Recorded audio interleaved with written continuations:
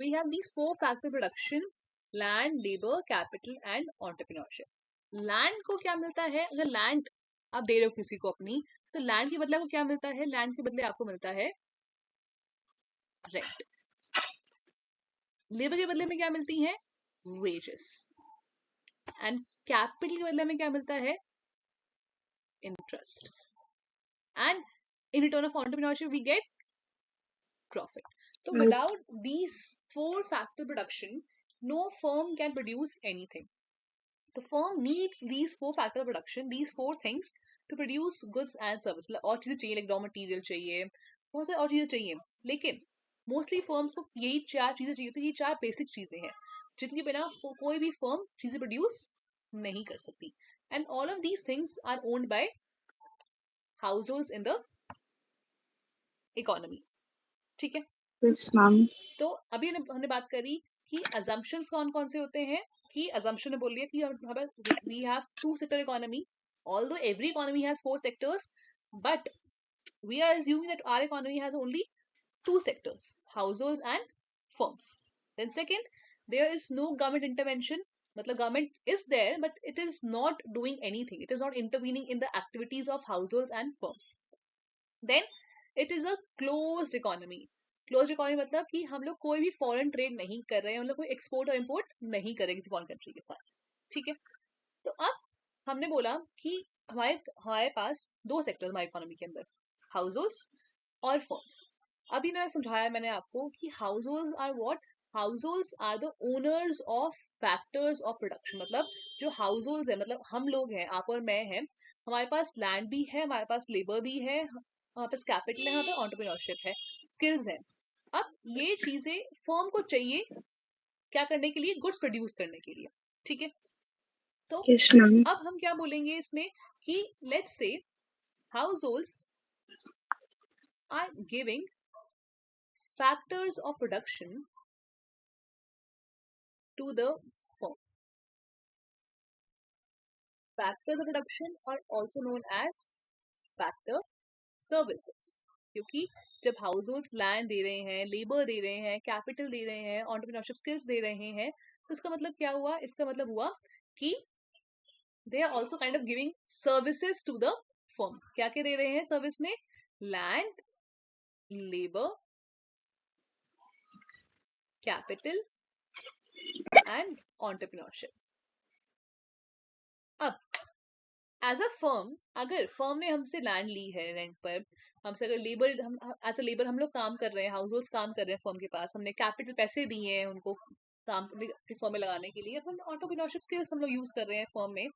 तो अब इससे होगा क्या कि फर्म ने ये सब चीजें यूज करी गुड्स बनाने के लिए, चीजें प्रोड्यूस करने के लिए, प्रोडक्शन करने के लिए. अब फर्म, अगर ये तो नहीं कि फर्म फ्री में यूज कर लेगी या फिर हाउस होल्ड फ्री में दे देंगे, नहीं. Firms will give something back in return. तो फर्म्स क्या देती हैं? फर्म्स रिटर्न में देती हैं, फर्म्स गिव फैक्टर पेमेंट. क्योंकि फर्म्स जब पे कर रही हैं तो ये फर्म के लिए क्या बन गई? फर्म के लिए बन गई फैक्टर पेमेंट. लैंड के बदले फर्म देती है रेंट, लेबर के बदले फर्म देती है वेजेस, कैपिटल के बदले फर्म देती है इंटरेस्ट एंड एंटरप्रेन्योरशिप के बदले फर्म देती है प्रॉफिट. अब फर्म के लिए क्या है? फर्म के लिए फैक्टर पेमेंट है. फर्म के, क्योंकि जब मैं पे कर रही हूँ किसी को तो मेरे लिए पेमेंट हो गई, लेकिन जो सामने वाला बंदा है जिसको ये चीज मिल रही है उसके लिए तो ये इनकम हो गई. जो फर्म्स ने पेमेंट करी, लेकिन जो हाउस होल्ड्स है, अगर आप हाउस होल्ड्स हो तो आपके लिए तो ये इनकम है. यस, अगर मेरे लिए पेमेंट है तो आपके लिए इनकम है. और किसी भी अगर Yes, हाउस ma'am. होल्ड को इनकम मिलती है तो क्या होता है इससे? किसी भी अगर हाउस होल्ड को अगर इनकम मिलती है तो उससे क्या होता है? उससे होता ये है कि they use that income to consume goods and services. अब हमारी एक और assumption, हम लोग assumption एक और क्या है कि हम लोग ये अज्यूम कर रहे हैं कि जो हाउस होल्ड्स हैं वो सिर्फ वही गुड्स कंज्यूम करते हैं, जो हाउस होल्ड्स हैं वो सिर्फ वही गुड्स और सर्विसेज कंज्यूम करते हैं जो फर्म्स बना रही हैं. हाउस होल्ड्स वही गुड्स एंड सर्विसेज कंज्यूम कर रहे हैं जो फर्म बना रही है. मतलब क्या हुआ इसका कि अब जब फर्म ने गुड्स एंड सर्विस बना लिए तो वही चीजें फर्म जो है दे देंगी हाउस होल्ड्स को. वही चीजें फर्म दे देंगी हाउस होल्ड्स को, क्योंकि house holds he at the and they purchase from the firm. अब जब हाउस होल्ड्स परचेज कर रहे हैं गुड्स एंड सर्विसेज फर्म से, तो they will also give something to them. They will give money to them, and that money is what for them? That money is consumption expenditure.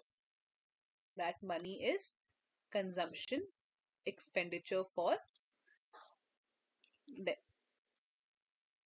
मतलब बहुत ध्यान से इसको मैं एक बार सिंपली तरीके से समझाऊंगी, बहुत ध्यान से समझना है इसको. लेट्स टेक एग्जांपल कि मैं हाउस होल्ड हूँ और आप फर्म हो. अब मैंने आपको फैक्टर्स ऑफ प्रोडक्शन दिए. लेट्स से मैंने आपकी फर्म में एज अ लेबर काम किया. एज अ लेबर Yes, मैंने आपकी ma'am. फर्म में काम किया, तो आपने मेरे को वेजेस पे करे. वो वेजेस यूज करके मैंने वही गुड्स और सर्विस कंज्यूम करे, वही गुड्स और सर्विस खरीदे मैंने जो आपने बनाए थे. जब मैंने आपसे वो गुड्स और सर्विसेज परचेज करे, तो पैसे आकर घूम फिर वापस आ गए.